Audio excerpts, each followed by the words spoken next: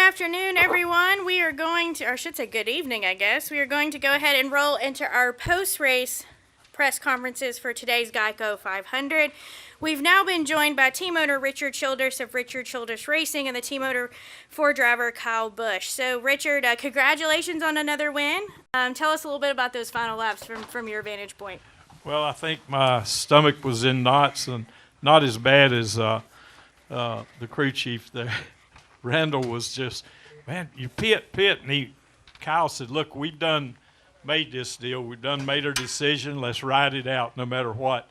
And so they just stayed out, and we were on the border of running out of fuel, and I was just holding my breath, and it wasn't going to be fun if we run out of fuel. But it was a good day, great day, great crowd, one of the best crowds I understand at Talladega since Dale Jr. won in 2008, I think it was, or the last one that he won. All right, we're going to go ahead and take questions for Richard. If you have a question for Richard, go ahead and raise your hand. We'll work to get a mic to you. And who would like to kick us off here this evening? All right, we'll go to Jenna and then Bob.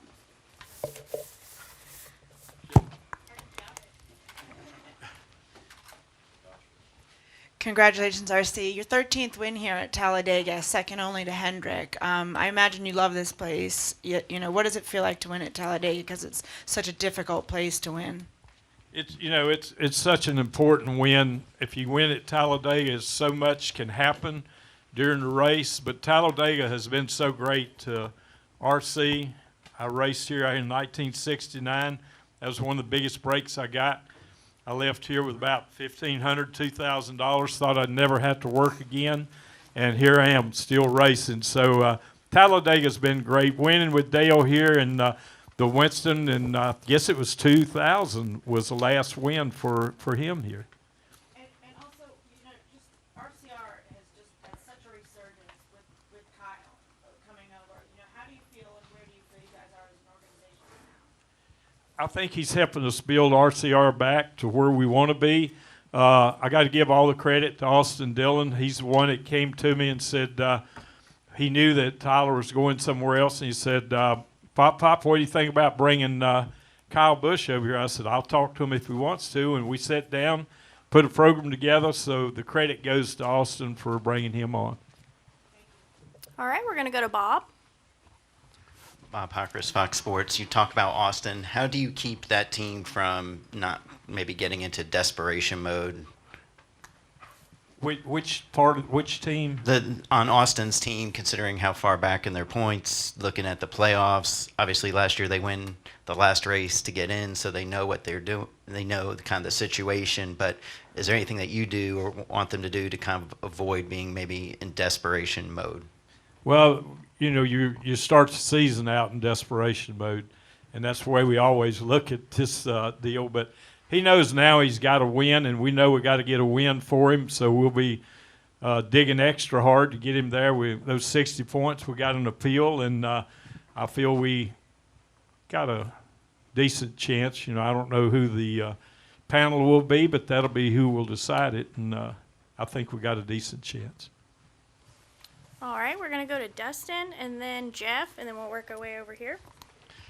Dustin Long, NBC Sports. Richard, obviously you've been in this long enough. You've seen the highs and lows, and there's been some great years for you guys, and there have been some years where in some ways you couldn't get out of your own way. You guys have had some struggles in recent years, but now when you go back to last season, you guys have won 6 of the last 29 races. You've won 20% of the Cup races. I don't know if you're going to say that you're back or you consider yourself back, but what does it mean to be more of a player than what you had been for a number of years on a consistent basis? Yeah, thank you, Dustin. That's a good question. Racing is like life. There's peaks and valleys.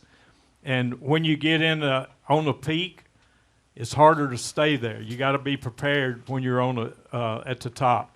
We've been there. We've also been in the valley, the very bottom, and you got to work harder and have the right drive and emotion to put you up to the top. And that's what we've worked hard to get there. It's took a long road, so it's been a fun deal. What does it mean to you personally? Me personally, it means a lot because I'm still doing this. People say, why do you do it? if you see all those fans up there, that's why we do it, and we're all in this for that reason. We got some great partners that we've been involved with, Chevy, Bass Pro, so many of them over the years, and it's just long-term partnerships drive you. And our crew chief, Randall Burnett. Can you breathe yet? Yes. I was going to say we've also been joined by our race reading crew chief, Randall Burnett. Go ahead, Jeff. A lot of people, Richard, dread coming to this place, and obviously it's been good to you over the years. So why do you think it's been good to you? What is it about this place? Back even when I was driving, they used to say it was an Indian burial ground. I don't know if many of y'all remember that, but it was always supposed to be the ghost of Talladega to be here, but I've just always shook it off and just enjoyed it. I love racing here as a driver. I love being an owner here, and we've had some great runs, great wins, and so I'm excited about the future of RCR, Kyle, Austin, the whole team. All right. I am sorry about that. Lost my track here. Steve, over here. Thank you. Steve Conley, the podium finish. Richard, it's been 15 races for Kyle since he's won here. It's been 22 for you back since Clint Boyer won here in 2011. Did you have wonders if you would ever get back to victory lane, or did you see this as being kind of one of those? It's just going to be a battle.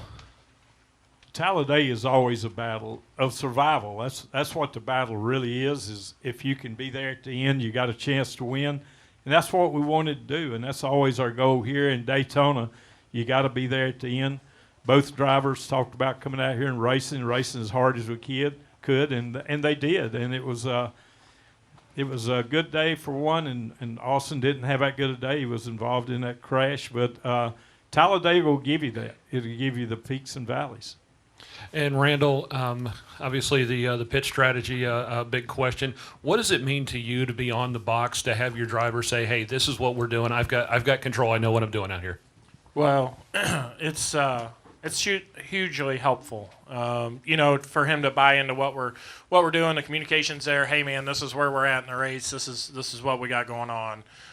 For him to understand that and process that and do everything he can to help us along the way is huge for us and how we play our strategy. All right, we're going to come up front to Ben White. Ben White, Fayetteville Observer. For both Richard and the crew chief here, so the opposite side of that is, can you look at Talladega Super Speedway and say, okay, if we need a trump card, if we need something great to happen, can you come to Talladega and say, maybe this is where things turn around for us because it is so unpredictable? Can you both address that? Well, yeah, it's a nice shot in the arm for us, honestly. We kind of hung out and tried to stay out of trouble all day, and everybody was kind of along the same lines of just being conscious of how much fuel they were using and all that. And, we've came off a rough 3 or 4 races for us, so to be able to come back out and win this race when it's good for everybody on the team, get a good shot in the arm, and really looking forward to going back to some of these mile-and-a-half tracks and kind of getting back to the meat and potatoes of the schedule and seeing what we got there. We've obviously got some work to do on our short track stuff, so that'll give us a little bit of a break and realign on that and come back and see what we got. And for Richard, the same thing. I mean, you've seen a lot of races that you addressed ups and downs at Talladega, but I mean, you've seen a lot that you thought, okay, we're not going to win, and then suddenly there you are. Can you just address that also, the optimism of coming to Talladega? Yeah, like I said earlier, it's all about survival here, one thing, to put yourself in a position to win. And all day long, Kyle he sat there in that bottom line. When some other lines was moving, it just kept moving up. Pit strategy, the calls that Randall made there for the amount of fuel, saving fuel, to use less fuel to get you out in front of them, all that paid off, and that's what it takes. All right, do we have any questions in the press box for Richard?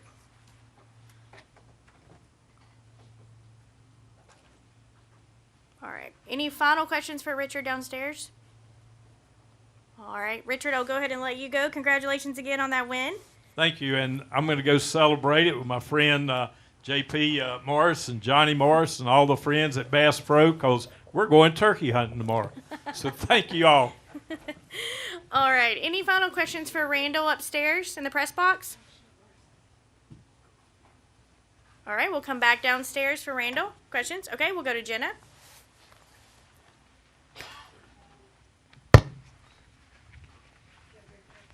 Thank you.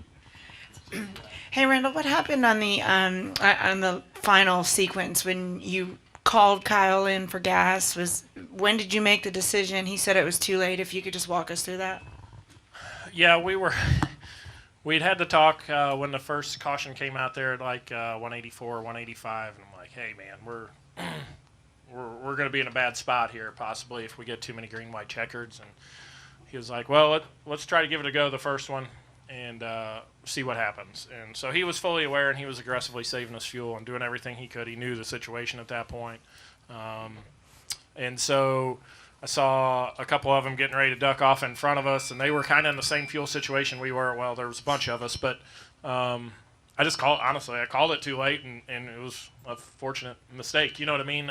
We just, we kind of lucked out there, and he saved enough under those cautions to make it to the end. I think, the caution coming out on the white flag lap there, who knows if we'd have ran all the way to the end, we might not have made it. So, just kind of better to be good, lucky than good at that point. And I'm curious, 11 races with him. He's a unique talent. He's temperamental, but you never know what you're going to get. How has it been working with him? What have you enjoyed? What have you had to adapt to? Well, it's been great. I mean, his ability speaks for itself, obviously.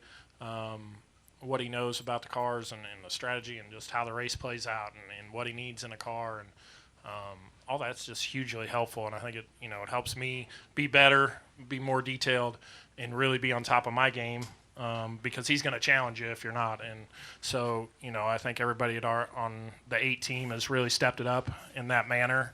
And I think it's been good so far. I think everything's been great. We've got a good relationship. We communicate a lot, and we communicate well, and I think that shows. All right, Bob. Bob Hockers, Fox Sports. Kyle hasn't won at one of these tracks in a points race in a long time. I'm curious, when you guys talk about this style of racing, does he tell you that he's good, or does he tell you that he hasn't won in over a decade? Well, no, honestly, when he got there, that was one of the big things that he wanted to get with Derek on. He knows Derek's had some success, our spotter Derek, and he came over and he's like, man, I tell you what, I've really struggled at these places. He's like, I don't know what it is about my approach or what we do, but I've struggled at these super speedway tracks. So he was very interested to see how Derek goes about approaching his day and how that communication goes. And they spent a lot of time over the winter talking about it and listening to tape and doing all that. And I think it paid off. Obviously, we're in a great spot at the 500. Was really fast there all weekend, and just kind of missed out on winning that one. Got wadded up at the end, but obviously put ourselves in position there as well. So I think their relationship's really good. I think Kyle's put a lot of trust in Derek at these places, and I think it's been paying off.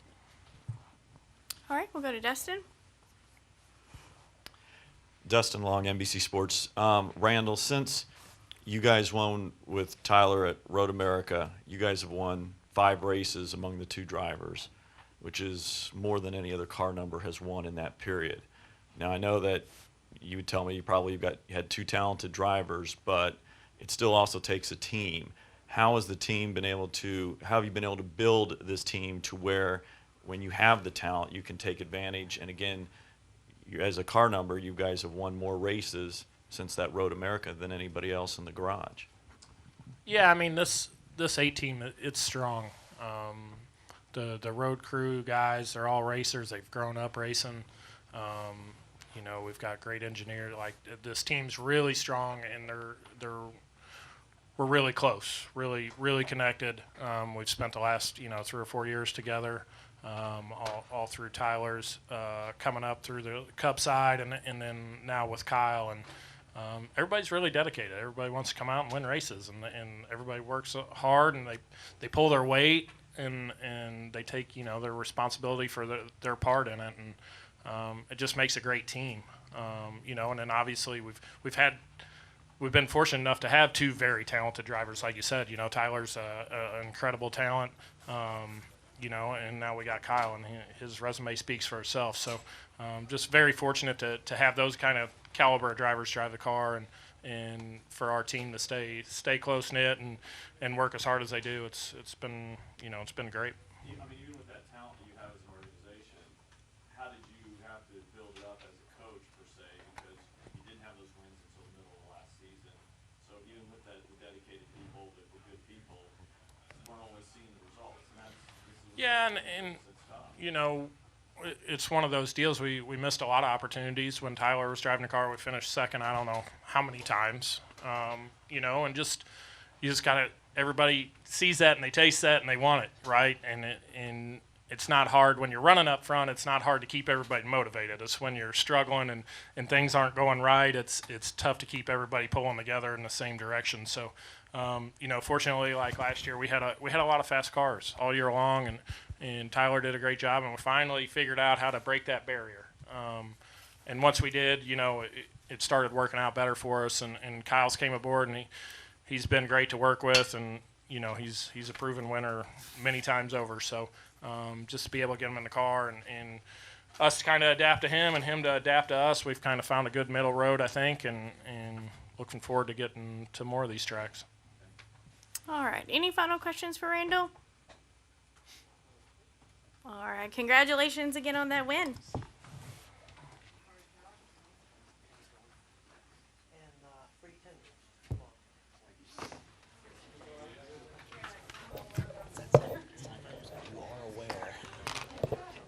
All right. We are now going to roll into our post-race press conference with our race winner in today's Geico 500 at Talladega Superspeedway. We've now been joined by the driver of number 8 Chevrolet, Kyle Busch. Kyle, congratulations on that win. 10 races into the season, you now have two wins with your team at RCR. Just tell us a little bit about those final laps and really what it means to have 2 wins in the books at this point in the season. Yeah, I mean, it means a lot, obviously. Just, last time I won here 15 years ago, my first year with JGR, and here we are, my first year with RCR, being able to get back to victory lane at Talladega. So it's been a little bit, but it's really cool to welcome on a new partner of ours with McLaren's Custom Grills to score a win with them with RCR, and Team Chevy to get that Camaro in victory lane here. Is really, really good for us. We're obviously short on fuel and kind of stretching it. I don't think we would have taken that chance. I probably wouldn't have taken that chance of staying out if it wasn't for the win in Fontana. So obviously that kind of opened up our playbook and really, gave us a chance to be up front, restart up front, and go for a win today. So, just being in the right place at the right time. Sometimes you got to be lucky, and it feels good to have that. And I'm sure all of you guys are going to be going to Cheddar's tomorrow for your free tender meal. And as I probably need to send Brexton over there, we get some of our own. All right, we'll now go to questions. If you have a question for Kyle, raise your hand. I'll work to get a mic around, and we'll start with Jeff. So I was confused because it sounded like he was trying to call you to pit road, and then you were like too late, like you were past it, but we didn't really have a good view on TV. So what exactly was the sequence there of you guys talking about that? Yeah, I guess I, on my own mind, was like, there's no way you come to pit road and just throw away your day. Like, your day's done, and we didn't have any stage points. So we had nothing at that point in the race, so I was just like, why not just take the chance? And so he said pit, pit, pit, and I was like, it's a good thing it's too late anyway. I knew I wasn't gonna get it in there, but also I wouldn't have anyways. I would have just taken the chance and just said, you know what, roll the dice, let's go. All right, go ahead. Christian Coley, kickingthetires.net. You kind of had struggled at super speedways before you came to RCR. How much has joining RCR helped you kind of gain your confidence and everything as a plate racer? I mean, because of the first 2 plate races we've had this year, you've been contending for the victories. Yeah, I wouldn't say today we contended much. We got up front there for a little bit, and then we came off of pit road really, really good in that second stage, I believe, behind Chase, and the 24 was with us, and then we caught up with the Fords, and then we all got misconjobulated, and it shucked me to the back, so then I was in the back again, and the 9 was able to, I think he won that stage, so that must have been, yeah, the finish of stage 2. So, yeah, just, we our average running position and where we ran for most of the day wouldn't have showed that we contended much, but you know, take them as they come, and it was just, you know, like a 200-mile-an-hour parade lap. It's just hard to make passes and get enough room in the middle to make a move up the middle, or get enough of a gap to the inside where you can fall in and then try to cycle up and get a gap to the outside and cycle up, and you know, it just was really hard. All right, we're gonna go to Steve, and then John. Steve Conley, the podium finish. Kyle, you referenced the 15 years in between your super speedway wins. Did you ever feel that Lady Luck was going to shine back on you and have the luck here at the end of the race to survive one of these and be in that position? Well, ever since 2015 struck, I've always just hoped to walk out of a speedway race at the end of the day. So, you know, when you're able to do that, you might as well take solace in it, and you know, it's not a win, but at least you're going home on your own 2 feet. So, you know, these races, they're all hard to win, but especially speedway races are hard to win. You got 30 guys out there vying for it as well too, that have a legit shot to win, just barring different circumstances, you know. So there were some wrecks in front of us today. We were able to squeak through and not get caught up in it, fortunately, which isn't a whole lot of my luck here. So we'll take this one for sure. And I asked Randall earlier about having a driver that maybe doesn't overrule him on a call, but will actually say, "Hey, look, this is where we're at. We should just go ahead and stay out and go against kind of what he called." And he said it was kind of almost refreshing to have somebody like that. What does that mean to hear that from your crew chief? Yeah, I mean, I didn't really voice that over the radio about, you know, hey, we got to win. We might as well just stay out and ride this thing out. I just thought it in my head. So, but you know, it's cool to work with Randall, and obviously he gives me, you know, a lot of leeway just with my experience and stuff like that, and being here. And so, you know, probably a few years ago I would have pitted and just, you know, taken the finish, whatever that might have been. We probably would have been caught up in that wreck, you know. So.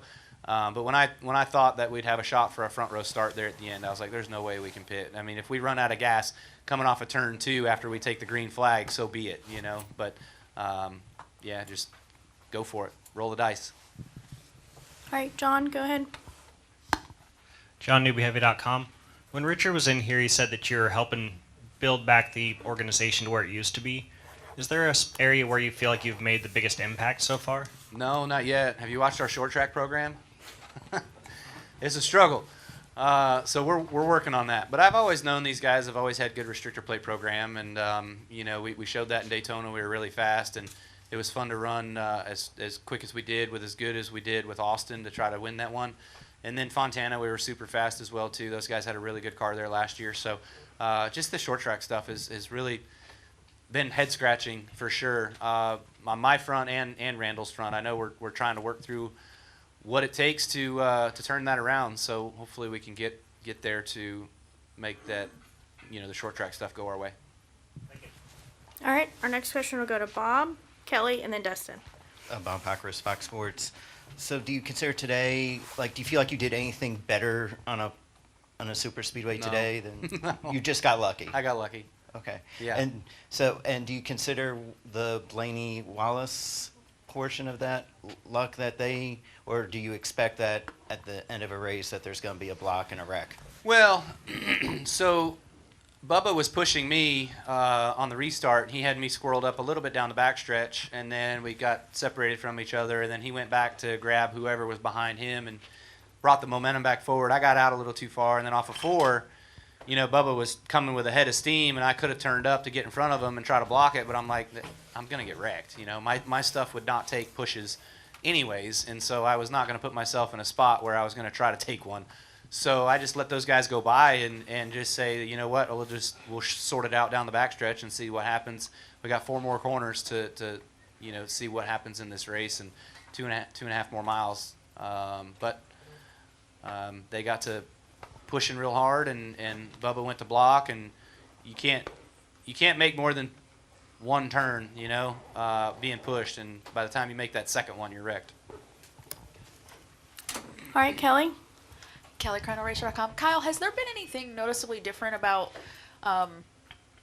super speedway races when it comes to now being in the Chevy camp? Obviously, there's more strength in numbers, which you didn't have at Toyota. Has there been anything noticeable to you and just how the teamwork is, or when it comes to these races of compared to what you had for so many years? Yeah, we've talked a lot about that, and we've actually worked through some of that stuff. The key partner group had our meeting and stuff on trying to have our 8 guys align and be a part of the deal together. And there was a couple moments today where that really helped, just being able to get down to the bottom, having those guys kind of build a gap so you can get in line before you come to pit road. I thought our pit road execution today was really, really good.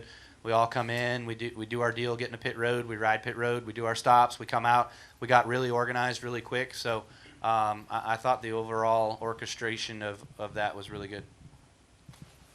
I wouldn't say it really materialized on the racetrack a whole lot, with, I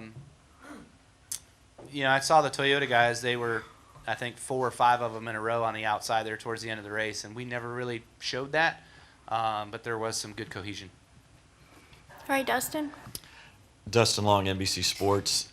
Kyle, 8 months ago at Watkins Glen, you opened up about how it had been such a hard as hell year at that point.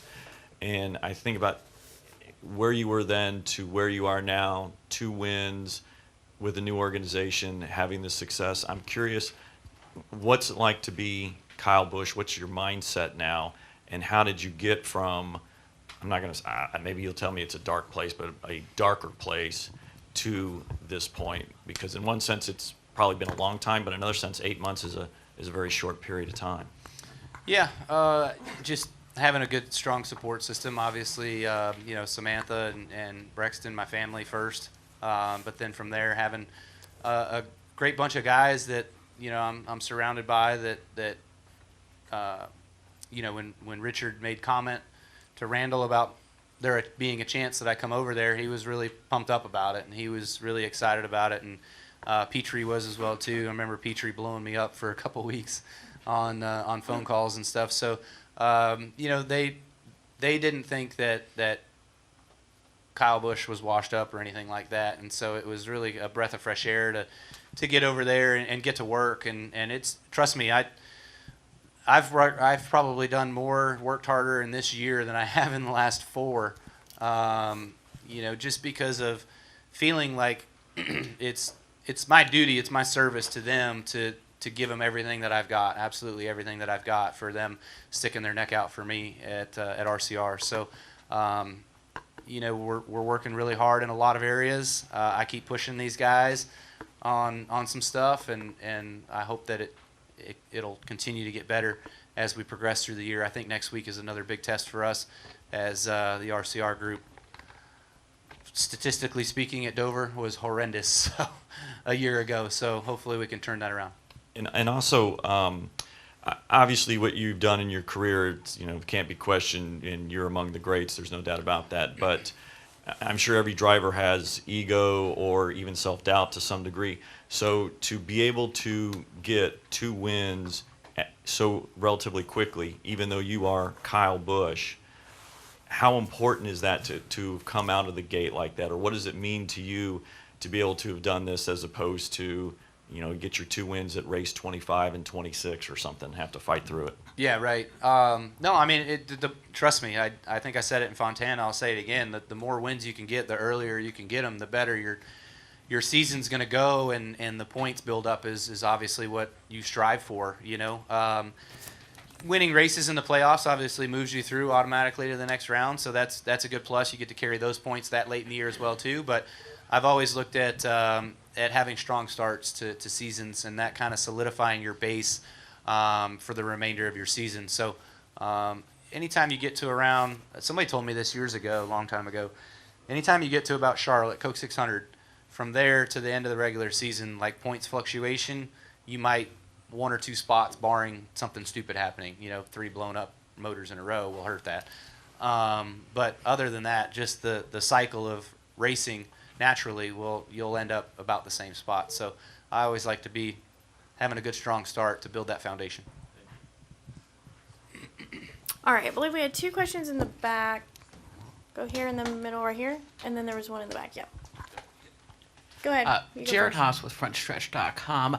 It seems like this new next-gen type of racing kind of more preaches patience instead of more the aggressive style. Do you think this kind of suits you more with the more mature Kyle Busch compared to the older Kyle Busch? And how does What this number Kyle are we talking about? We're talking about 2018 Kyle Busch. And how does that compare and contrast to other styles, other generation of cars that you've raced? Yeah, I mean, this style is by far a lot of patience, which I don't think the consensus within the garage area with the drivers is that we enjoy it very much. You know, you'd like to have some areas of opportunities to where you can make some moves and you know, cycle yourself around a little bit. But man, when you ride around there in parade formation for tens of laps at a time, it gets a bit frustrating, and you know that you can do better than that, but you pull out of line and try to make something happen, and you just hit a block wall of air and you go backwards, you know. So everybody's just the same. Like, it's just so equal. There's not enough separation within everything to put on good, and in my opinion, good exciting racing at the speedway races. I think there's a bit of a struggle right now. All right, we'll go ahead and take our final question in the back. Hey Kyle, Marshall Smith, Stanford University. Can you speak a little bit on the partnership with RCR and the give and take in the transition? Yeah, to us, you know, with coming on board and being a part of RCR this year, for me, I've had, you know, a lot of great things so far that we've been able to work on and really show some positivity and show some good momentum in a direction that we need for success for this year. And then, you know, there's just some of the other areas where we're not really seeing the fruits of our labor yet. So, but again, we're all striving for the same thing. That's one goal. That's to win. You know, we want to see Austin get a win. Unfortunately, he had some bum luck today, but we want to get Austin a win, get him in the playoffs as well too. The Xfinity program's been on fire. They've been super strong this year, so that's been fun to see. And you know, we just need to keep it going in the right way. All right, Kyle, congratulations again on that win. Thanks. We appreciate your time. Wish you best of luck next weekend in Dover.